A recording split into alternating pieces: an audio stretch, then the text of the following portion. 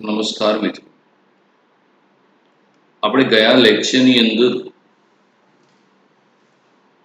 ધંધો છે એના હેતુઓ વિશે ચર્ચા કરેલી હતી. આજના આપણા લેક્ચરની અંદર મિત્રો આપણે વાણિજ્ય વ્યવસ્થા અને સંચાલન ધોરણ 11 પ્રથમ સ્વાધ્યાય ધંધાનું સ્વરૂપ, હેતુ અને કાર્યક્ષેત્રની અંદર આજે આપણે આર્થિક પ્રવૃત્તિમાં જે બીજા પ્રકાર છે વ્યવસાય અને રોજગારની ચર્ચા કરીશું. આપણા મિત્રો 2019-20ના તેજસ્વી તારલાઓ છે. હિંમતનગરની તમામ પ્રખ્યાત સ્કૂલો છે એ બધાના ટોપર્સ તમે અહીંયા જોઈ શકો છો. જૈનાચાર્ય, હિંમત 1, હિંમત 2, મદ્રેસા, માયન, વેદ હાયર સેકન્ડરી સ્કૂલ, તમામ ટોપર્સ તમે અહીંયા જોઈ શકો છો. આજે આપણે ચર્ચા કરીશું વ્યવસાય વિશે. પ્રોફેશન.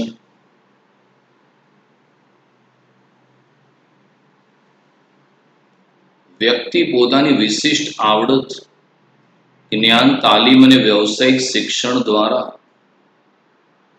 સેવા પૂરી પાડી બદલામાં ફી મેળવે તેને વ્યવસાય કહે છે. વ્યવસાય કરતી વ્યક્તિ જે તે વ્યવસાયિક સંગઠનનું સભ્યપદ મેળવવું પડે છે. સંગઠન દ્વારા સ્થાપિત આચાર સંહિતાના ધોરણોનું પાલન કરવું પડે છે. દાખલા તરીકે ચાર્ટર્ડ એકાઉન્ટન્ટ તરીકે સેવા આપનાર સીએની વ્યવસાયિક લાયકાત મેળવવી પડે છે. Institute of chartered accountants of ઇન્ડિયાનું સભ્યપદ મેળવવું પડે છે. ડોક્ટર, વકીલ, સોલિસિટર, ચાર્ટર્ડ એકાઉન્ટન્ટ વગેરે વ્યવસાયી વ્યક્તિઓ કહેવાય. વ્યવસાયિક આવડતનો ઉપયોગ નોકરી માટે પણ થઈ શકે છે.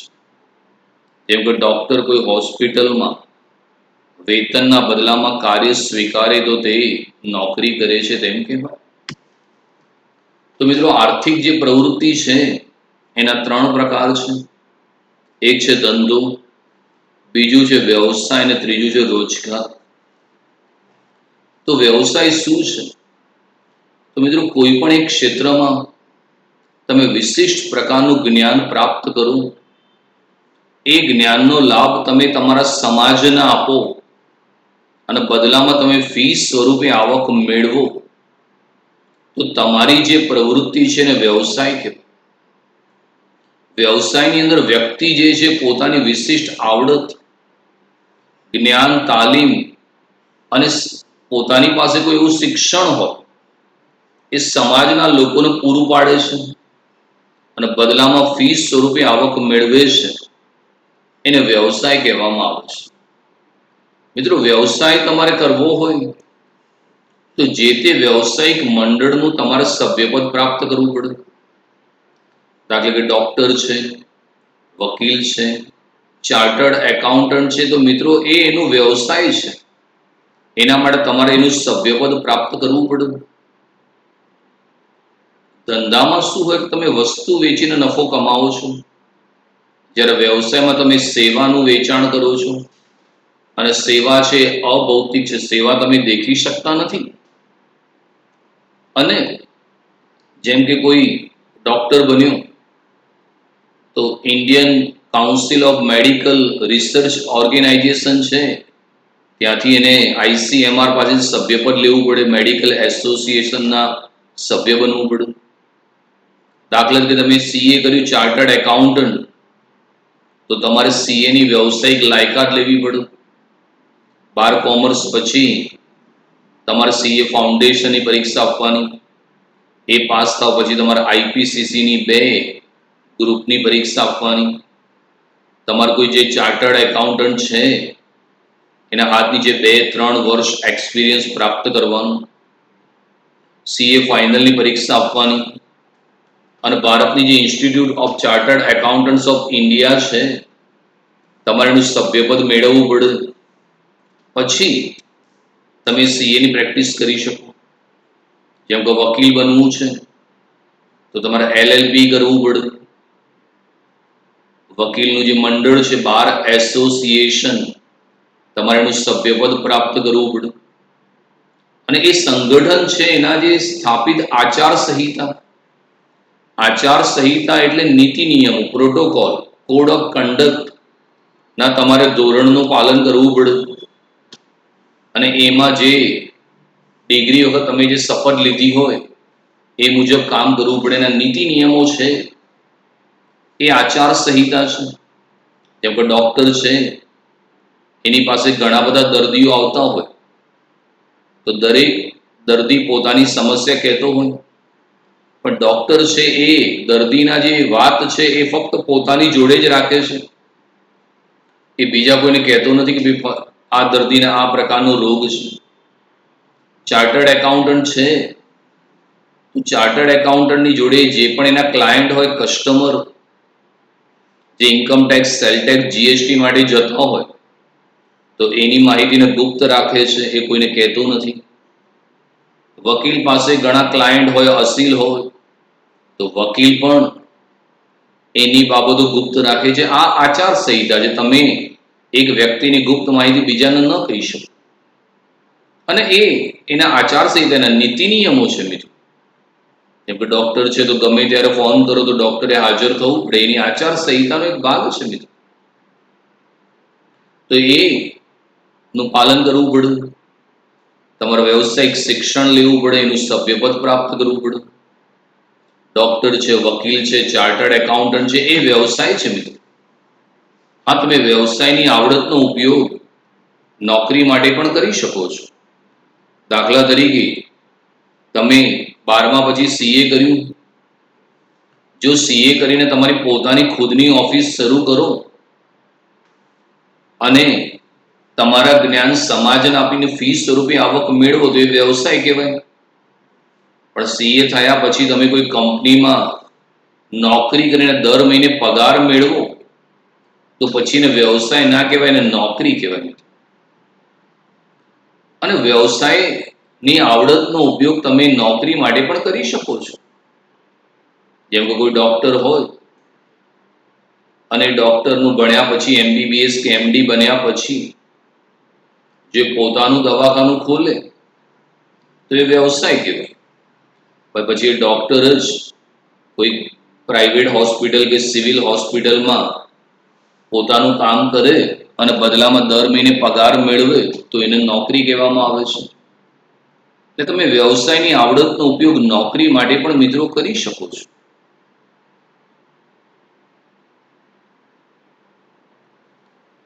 હવે વ્યવસાયની શું લાક્ષણિકતાઓ હોય મિત્રો, એની ચર્ચા કરીએ.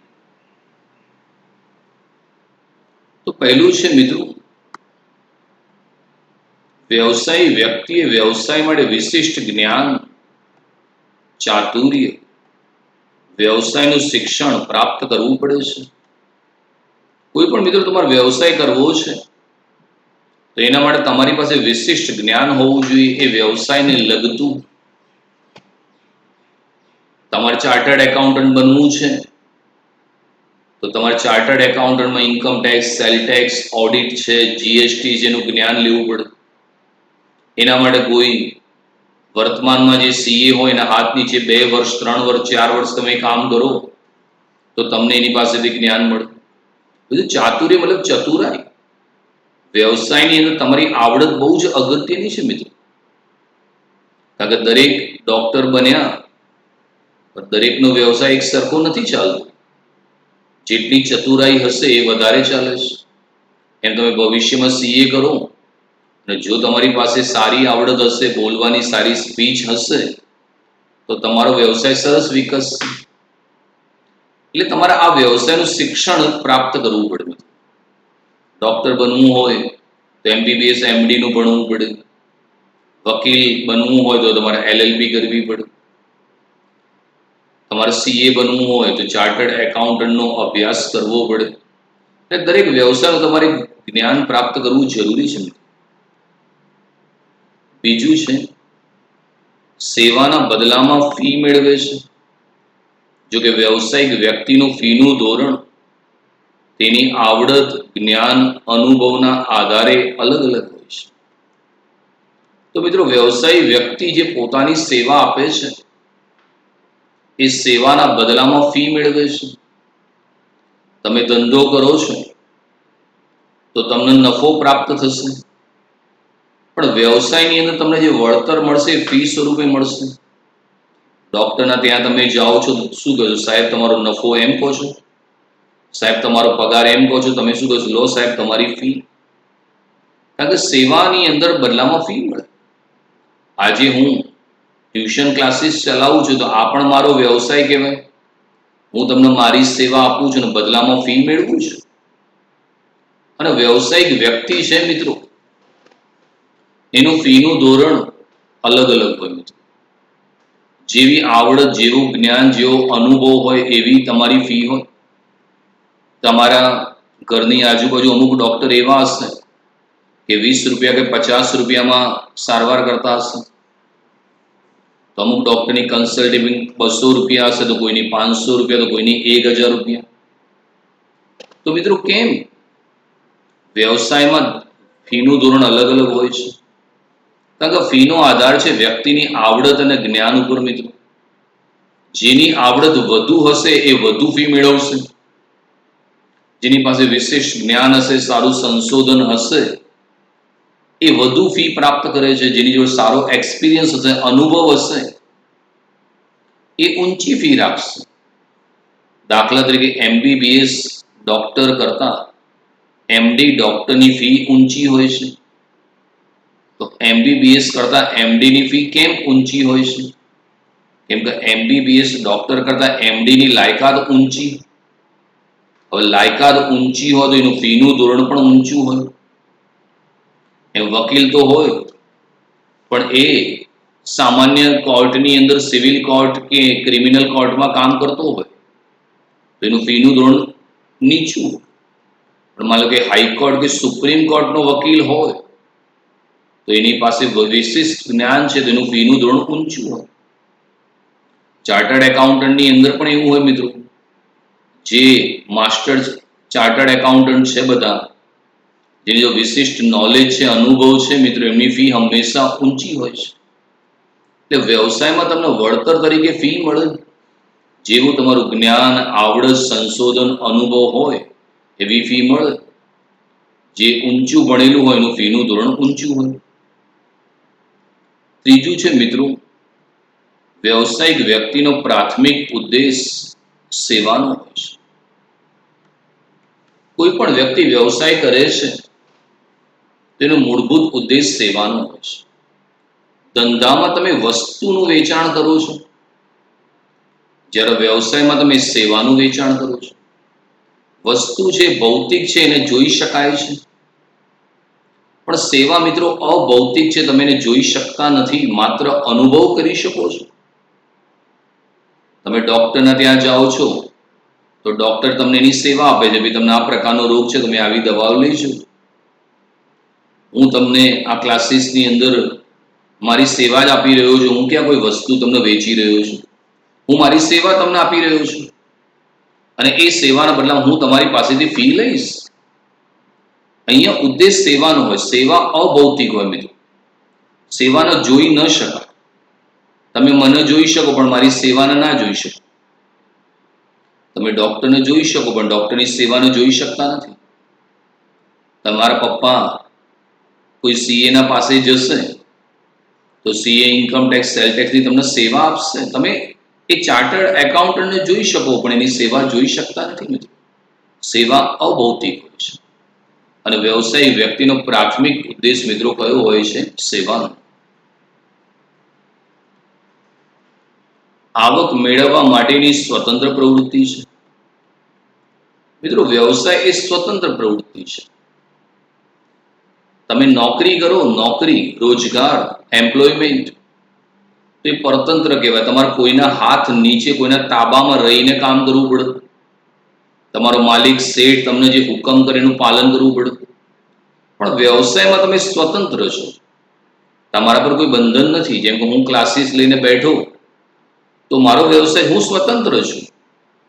હું ધારું એ સમય તમારું લેક્ચર લો. પણ હા, તમારી સ્કૂલમાં પેલા ટીચર નોકરી કરતા હોય ને, તે પરતંત્ર કહેવાય. કારણ કે સ્કૂલ એને હુકમ કરે કે ભાઈ સવારની સ્કૂલ તો સવારે જવાનું, બપોરની સ્કૂલ તો બપોરે જવાનું, કે ભાઈ પરીક્ષામાં સુપરવાઇઝિંગ કરવા જાવ તો જવું પડે. નોકરીમાં તમે ગુલામ જ કહેવો, ગમે તેટલો પગાર હોય પણ તમે નોકર જ કહેવો. વ્યવસાયમાં તમે સ્વતંત્ર છો મિત્રો, તમે તમારી રીતે કામ કરી શકો. જેમ કે મારો વ્યવસાય છે તો હું સ્વતંત્ર છું, હું સવારે 6 વાગે પણ બેચ લઉં અને સાંજે 6 વાગે પણ બેચ લઉં. એટલે અહીંયા તમે સ્વતંત્ર પ્રવૃત્તિ ચલાવી રહ્યા છો.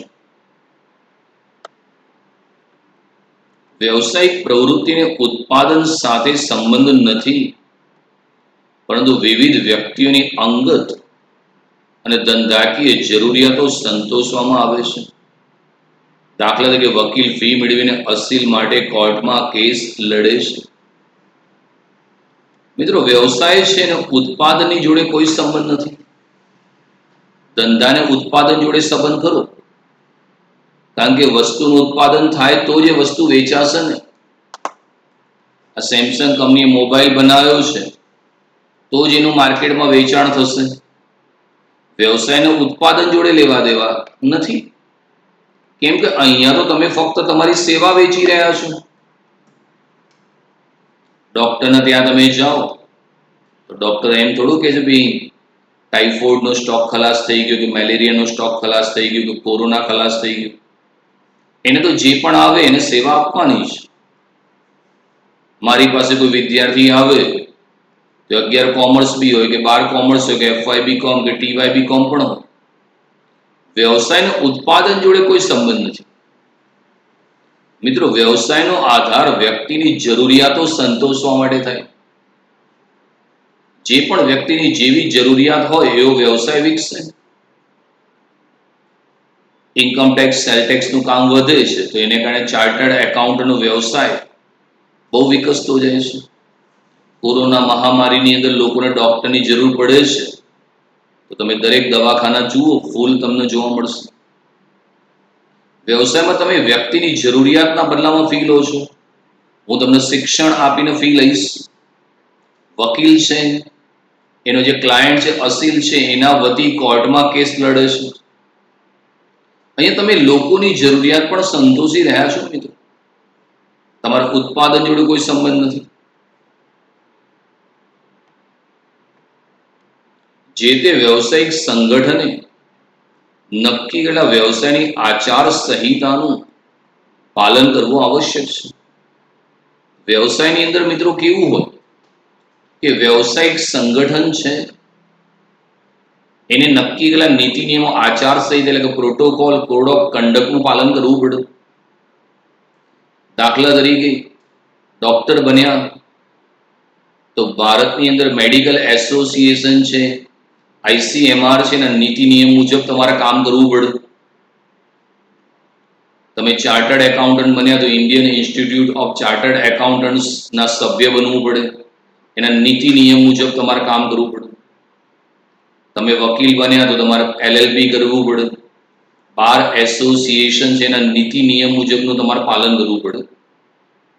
તો દરેક વ્યવસાયની આચાર સંહિતા મતલબ એના નીતિ નિયમો હોય એ મુજબ તમારે કામ કરવું પડે.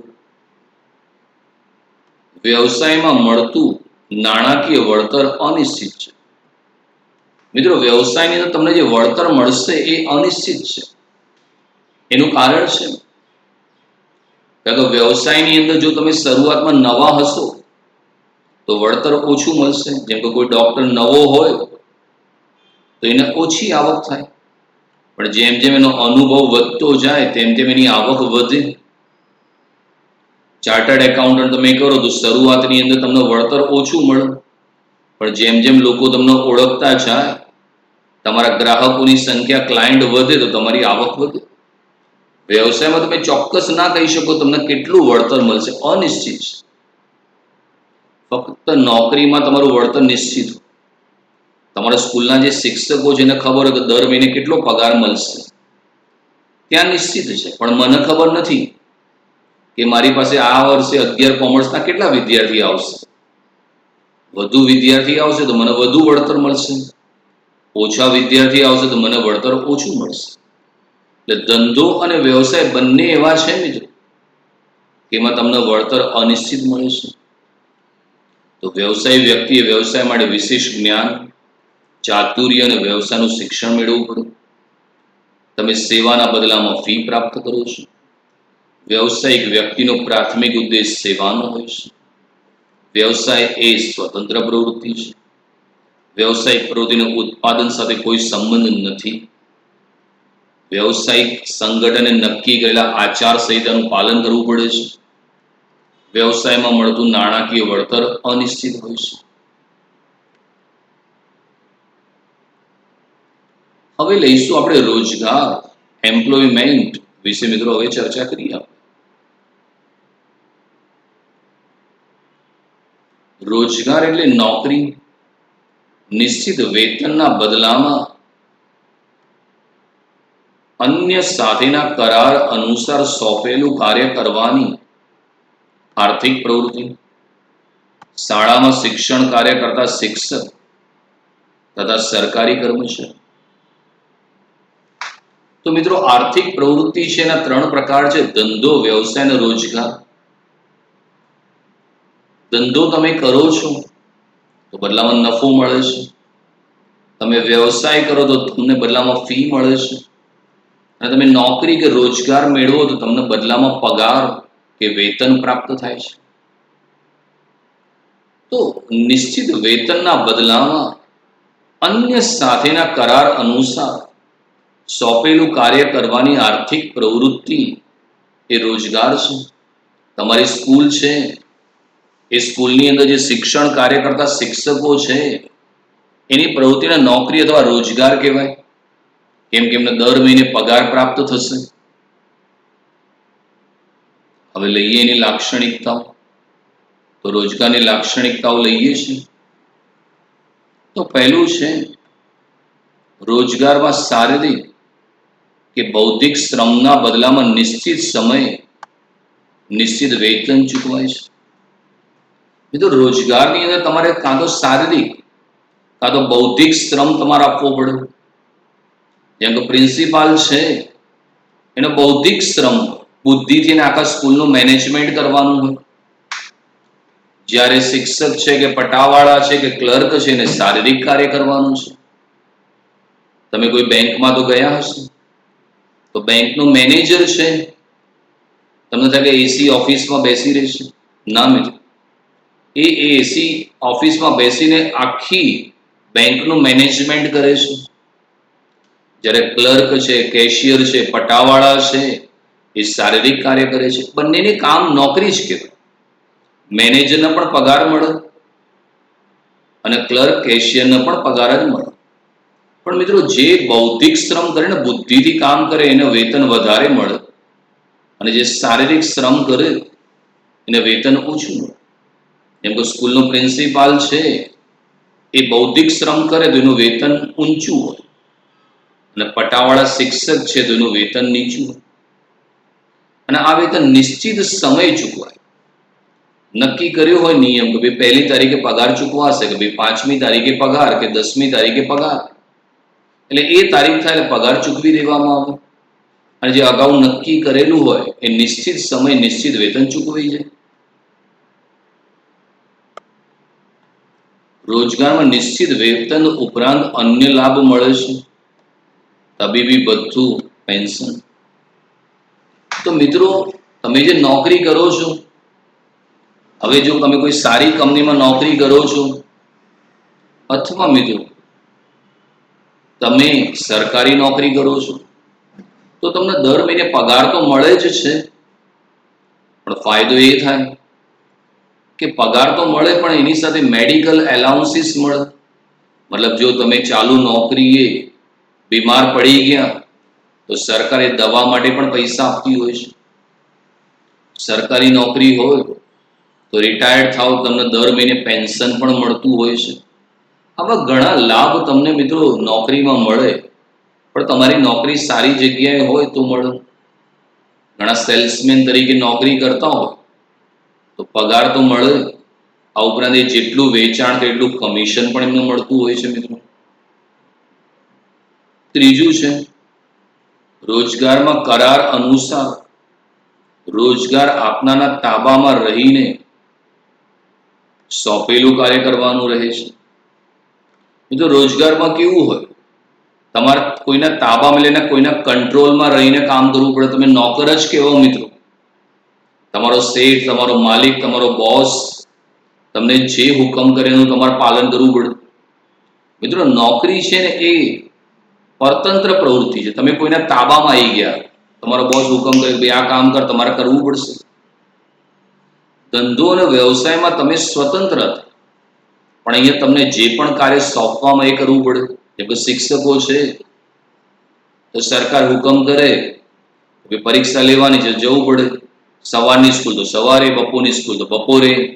ભાઈ વસ્તી ગણતરી માટે જવાનું છે, તેમને જવું પડે. ઇલેક્શનમાં ડ્યુટીમાં જવાનું છે, જવું પડે. અહીં તમારે કોઈના તાબામાં રહીને સોંપેલું કાર્ય કરવું પડે. રોજગારમાં રોજગાર મેળવનાર વ્યક્તિ માટેની લાયકાત, કાર્યનો સમય, નિવૃત્તિ, નિવૃત્તિ પછીના લાભ વગેરે નિશ્ચિત હોય છે. મિત્રો નોકરીમાં લાયકાત નક્કી હોય, ક્વોલિફિકેશન. દાખલા તરીકે તમારી સ્કૂલમાં 11-12 સાલમાં ફિઝિક્સનું સાહેબ લેવાનું, તો એને લાયકાત ફિક્સ હોય કે ભાઈ MSc BEd હોવું જોઈએ, ટેટ ટાટ કે HTAT પાસ હોવો જોઈએ, તો એ મુજબ જ થાય. દરેકની લાયકાત હોય. જેમ કે એકાઉન્ટનું ટીચર છે તો MCOM BEd હોય, ટેટ ટાટ પાસ હોય એવું હોવું જોઈએ. બીજું નોકરીમાં કાર્યનો સમય નક્કી હોય. જેમ કે તમારી સ્કૂલ હોય તો 11 થી 5 નો સમય, તો દરેક શિક્ષકે 11 થી 5 હાજર રહેવું પડે. કોઈ બેંકમાં નોકરી કરતો 10:30 થી 5, તો એને હાજર રહેવું પડે. બીજું નિવૃત્તિ પણ નક્કી હોય, રિટાયરમેન્ટ. મિત્રો જો ધંધો અને વ્યવસાયમાં નિવૃત્તિ ના હોય, જ્યાં સુધી તમારે ચલાવવો હોય ત્યાં સુધી ચલાવો, પણ નોકરીમાં નિવૃત્તિ નક્કી. જેમ કે તમારી સ્કૂલના શિક્ષકો છે તો સરકારે કીધું ભાઈ 58 વર્ષે રિટાયર્ડ, તેમને રિટાયર્ડ કરી દેવામાં આવશે. પછી ભલે ગમે તેટલો સારો શિક્ષક એને રિટાયર્ડ કરી દેવામાં આવે. આ નિવૃત્તિ પછી એને અમુક લાભ મળે. એને દર મહિને પેન્શન કે પ્રોવિડન્ટ ફંડ મળતો હોય છે, તો આવા લાભ નિશ્ચિત હોય છે. રોજગાર એ પરાવલંબી પ્રવૃત્તિ છે. મિત્રો રોજગાર એ પરાવલંબી છે, કેમ કે તમે બીજા પર આધારિત છો. મિત્રો ગમે ત્યારે તમારો બોસ તમને નોકરીમાંથી છૂટો કરી દે, ભાઈ કાલે ના આવતા. અહીંયા તમે નોકરી કરો છો એટલે તમારો બોસ એ તમારો માલિક છે ને તમે નોકર છો. તમે એના તાબામાં રહીને કામ કરો છો, એટલે જે પણ કામ સોંપે તમારે કરવું પડશે. અહીંયા તમે સ્વતંત્ર નથી. જેમ કે ધંધો અને વ્યવસાય જેમાં સ્વતંત્ર છો. આજે હું મારું ક્લાસીસ લઉં તો હું સ્વતંત્ર છું મિત્રો, હું મારી રીતે કામ કરીશ. પણ માનો કે હું કોઈ જગ્યાએ નોકરી કરવા જઉં તો એ લોકો મને જે હુકમ કરે એ મુજબ મારે પાલન કરવું પડે. તો રોજગાર એ પરાવલંબી છે. રોજગારમાં માલિક અને કર્મચારી બંને કરાર અનુસાર નિયમ પાલન માટે બંધાયેલા હોય છે. મિત્રો નોકરીની અંદર તમારે નિયમનું પાલન કરવું પડે. બંને જણા બંધાયેલા, માલિક અને કર્મચારી બંને. જેમ કે કોઈ કર્મચારી સ્ટેટ બેંકમાં નોકરી કરે છે તો સ્ટેટ બેંકે કરાર મુજબ નીતિ નિયમો નક્કી કરેલા હોય કે ભાઈ તમારે આટલા સમય આવવાનું, આ ટાઈમે જવાનું, આ કામ કરવાનું. તો કર્મચારી બંધાયો છે, એક ટાઈમે એને હાજર થવું પડશે. અને બદલામાં સ્ટેટ બેંકે જે નક્કી કરેલો દર મહિને પગાર ચૂકવવો પડશે. અહીંયા બંને જણા નિયમ પાલન માટે બંધાયેલા છે. કર્મચારીએ સોંપેલું કાર્ય કરવું પડશે અને માલિકે નક્કી કરેલો પગાર ચૂકવવો પડશે. અહીંયા બંને જણા બંધાયા છે. તમે નોકરી કરવા જાઓ તો તમને જે પણ કામ સોંપવામાં આવે કરવું પડશે અને તમારા માલિકે જે પગાર નક્કી કર્યો તમને ચૂકવવો પડશે. એ માલિક અને કર્મચારી બંને નિયમ પાલન માટે બંધાયેલા છે. રોજગારી મેળવનારે કોઈ મૂડી રોકાણ કરવું પડતું નથી. બીજો ધંધો કે વ્યવસાય માટે મૂડી રોકાણ કરવું પડે. જેમ કે ડોક્ટર બન્યા તો હોસ્પિટલ બનાવવા માટે પૈસા રોકવા પડે. ચાર્ટર્ડ એકાઉન્ટન્ટ બન્યા તો પોતાની ઓફિસ ખરીદવા માટે પૈસા જોઈએ. પણ નોકરીમાં મિત્રો કોઈ મૂડી રોકાણ ના હોય. હિંમત હાઈસ્કૂલનો શિક્ષક હોય તેને ફક્ત નોકરી કરવા જવાનું છે. હિંમત હાઈસ્કૂલની જમીન ખરીદવા કે મકાન માટે પૈસા રોકવાની જરૂર નથી. નાગરિક બેંક કે સર્વોદય બેંકમાં જે કર્મચારી નોકરી કરતો હોય તો એને બેંક બનાવવા માટે કોઈ મૂડી રોકાણ કરવાનું નથી, ફક્ત એને સોંપેલું કાર્ય કરવાનું છે. એટલે અહીંયા તમારે કોઈ પણ પ્રકારનું મૂડી રોકાણ કરવાનું નથી. તમે સાબરડેરીમાં નોકરી કરવા ગયા તો કંઈ સાબરડેરી બનાવવા માટે પૈસા રોકવાના નથી, ફક્ત તમને જે પણ કાર્ય સોંપવામાં આવે એ કામ કરવાનું છે. રોજગાર, નોકરી, તો મિત્રો શારીરિક કે માનસિક કાર્યના બદલામાં આર્થિક વળતર પગાર કે વેતન સ્વરૂપે મેળવવાની પ્રવૃત્તિને રોજગાર કહેવાય. રોજગારમાં શારીરિક કે બૌદ્ધિક શ્રમના બદલામાં તમને વેતન મળે છે. રોજગારમાં નિશ્ચિત વેતન ઉપરાંત અન્ય લાભ મળે છે. રોજગારમાં તમારે અન્યના તાબામાં રહીને સોંપેલું કાર્ય કરવું પડે છે. રોજગારમાં લાયકાત, કાર્યનો સમય, નિવૃત્તિ નક્કી હોય છે. રોજગાર પરાવલંબી પ્રવૃત્તિ છે. રોજગારમાં માલિક અને કર્મચારી બંને નિયમ પાલન માટે બંધાયેલા છે. રોજગાર માટે તમારે કોઈ મૂડીરોકાણ કરવું પડતું નથી. તો આ ત્રણ પ્રવૃત્તિ આપણે ચર્ચા પૂરી કરી. ધંધો આવી ગયો, વ્યવસાય આવી ગયો, રોજગાર. હવે આ ત્રણ વચ્ચે શું તફાવત છે એને આપણે ચર્ચા કરીએ. ડિફરન્સ શું છે મિત્રો? તો ધંધો, વ્યવસાય અને રોજગાર વચ્ચેની તુલના. તો પહેલું છે મિત્રો કાર્યનો સમય. નાણાંના બદલામાં ગ્રાહકને વસ્તુ અને સેવાનો પુરવઠો પૂરો પાડવામાં આવે છે. ફીના બદલામાં વ્યક્તિગત અને ધંધાકીય રીતે વિવેક બુદ્ધિથી સેવા આપવામાં આવે છે. કરાર અને નિયમો અનુસાર તમારે કાર્ય કરવાનું રહે છે. તો ધંધો એટલે મિત્રો નફાના ઉદ્દેશથી કરવામાં આવતી આર્થિક પ્રવૃત્તિ છે. અહીંયા તમે નાણાં લો છો અને ગ્રાહકને વસ્તુ કે સેવાનું વેચાણ કરો છો. વ્યવસાય એટલે કોઈ પણ એક ક્ષેત્રમાં વિશિષ્ટ જ્ઞાન પ્રાપ્ત કરી એ તમારી બુદ્ધિ, તમારી ચતુરાઈનો લાભ સમાજને આપીને તમે ફી મેળવો તો એ વ્યવસાય છે. અને રોજગાર તો શારીરિક કે માનસિક કાર્યના બદલામાં આર્થિક વળતર પગાર કે વેતન સ્વરૂપે મેળવવાની પ્રવૃત્તિ રોજગાર છે મિત્રો. તમારે નીતિ નિયમ અનુસાર કામ કરવાનું રહેશે. બીજું છે લાયકાત. કોઈ શૈક્ષણિક લાયકાત અનિવાર્ય નથી. શૈક્ષણિક લાયકાત, તાલીમ, વિશિષ્ટ જ્ઞાન જરૂરી છે. કાર્યના સ્વરૂપ અનુસાર લાયકાત જરૂરી છે. મિત્રો ધંધા માટે કોઈ શૈક્ષણિક લાયકાત અનિવાર્ય નથી. ભારતની અંદર કેટલાય લોકો ઓછું ભણેલા છે તો એ દુકાનો અને ધંધો લઈને બેસેલા છે. ચાર ચોપડી ભણેલા એ કરિયાણા કપડાની દુકાન લઈને બેઠા છે. એમાં કોઈ લાયકાતની જરૂર નથી. હા, ભણેલો હોય તો ધંધામાં 100% ફાયદો થાય, પણ લાયકાત જરૂરી નથી. પણ વ્યવસાય તમારે વિકસાવવો હોય તો તમારી પાસે એક ક્ષેત્રનું શૈક્ષણિક લાયકાત, વિશિષ્ટ જ્ઞાન, ચતુરાઈ હોવી જોઈએ. ડોક્ટર બનવું હોય તો તમારે ડોક્ટરનું ભણવું પડશે. સીએ બનવું હોય તો સીએ નો તમારે અભ્યાસ કરવો પડે. વકીલ બનવું હોય તો એલએલબી કરવી પડે. રોજગારની અંદર કેવું હોય કે જેવું તમારું કાર્ય છે એ પ્રકારે લાયકાત હોવી જોઈએ. એકાઉન્ટનું ટીચર બનવું છે તો એમકોમ બીએડ હોવું જોઈએ. બાયોલોજીનું ટીચર બનવું છે તો એમએસસી બીએડ બાયોલોજી વિષય સાથે પાસ હોવું જોઈએ. ગુજરાતીનું શિક્ષક બનવું છે તો એમએ બીએડ કે બીએ બીએડ તમે હોવા જોઈએ. એમાં લાયકાત જે કાર્ય હોય એ મુજબ હોવી જોઈએ. બદલો કે વળતર. તો ધંધામાં વળતર સ્વરૂપે નફો મળે છે. વ્યવસાયમાં ફી મળે છે. અહીંયા પગાર અથવા દરમાયો મળે છે.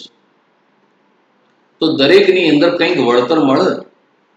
જો તમે ધંધો કરો છો તો દર મહિને તમને નફો પ્રાપ્ત થશે. જો તમે વ્યવસાય કરો છો તો તમને ફી પ્રાપ્ત થશે. જો તમે રોજગાર કરો છો તમને દર મહિને પગાર કે વેતન પ્રાપ્ત થશે મિત્રો.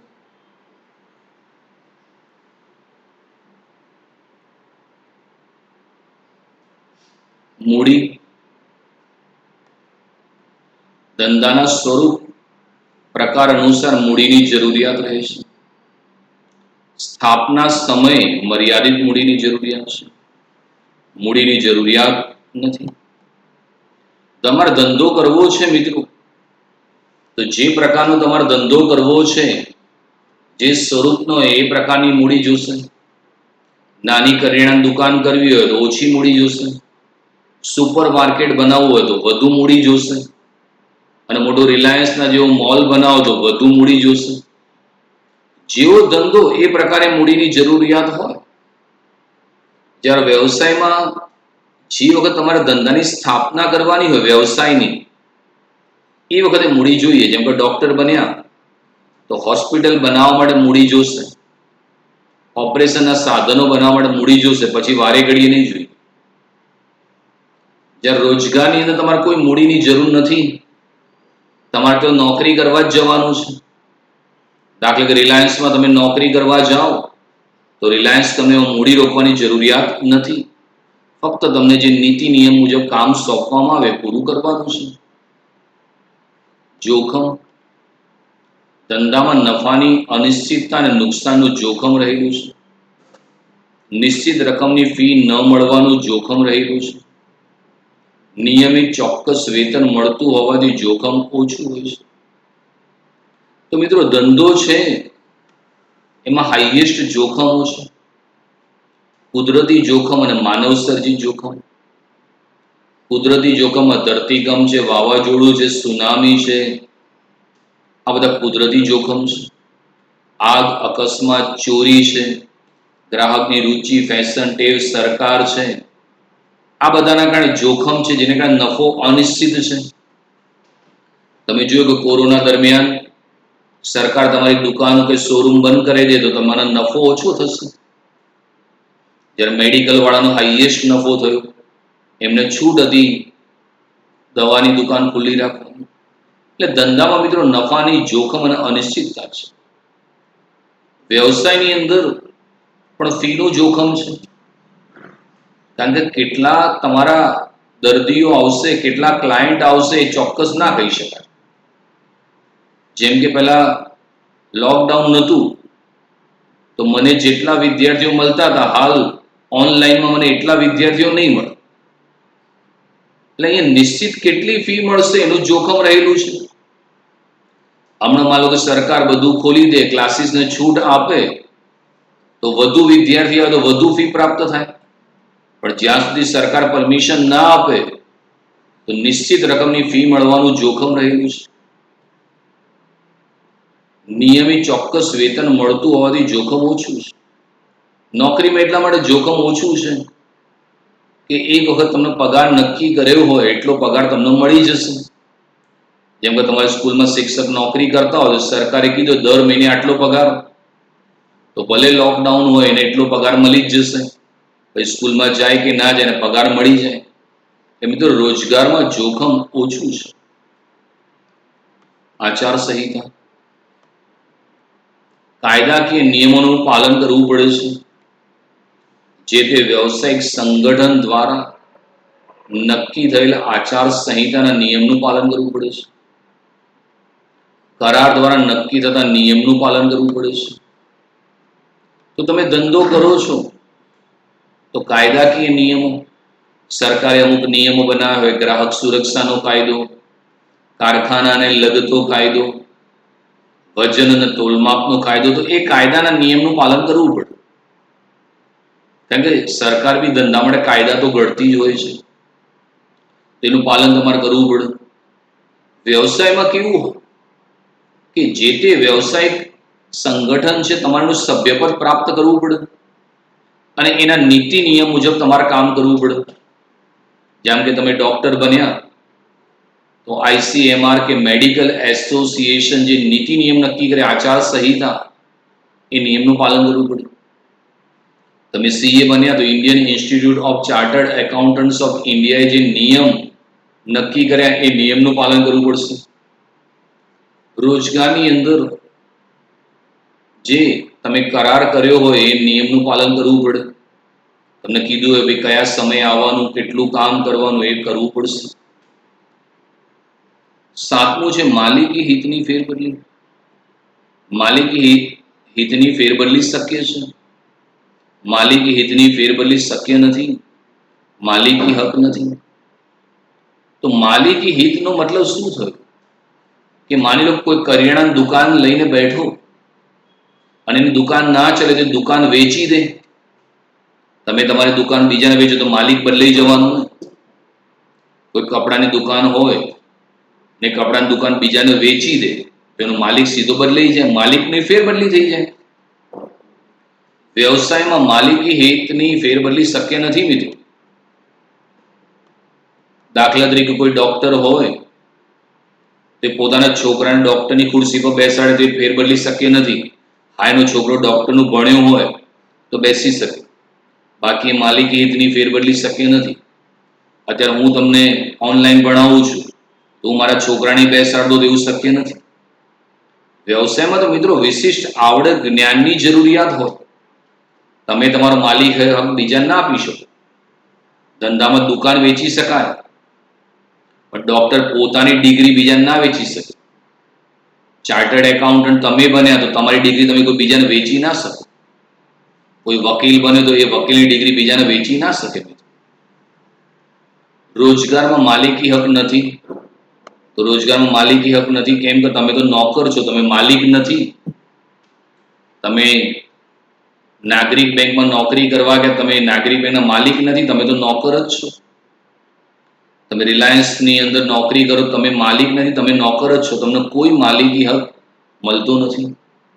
તો મિત્રો આજે જે આપણે આ લેક્ચર લીધું એમાં ખૂબ જ અગત્યના મુદ્દાઓની ચર્ચા કરી છે મિત્રો. આપ સરસ રીતે અને ચોપડામાં લખીને મિત્રો તૈયાર કરી નાખજો. Thank you very much.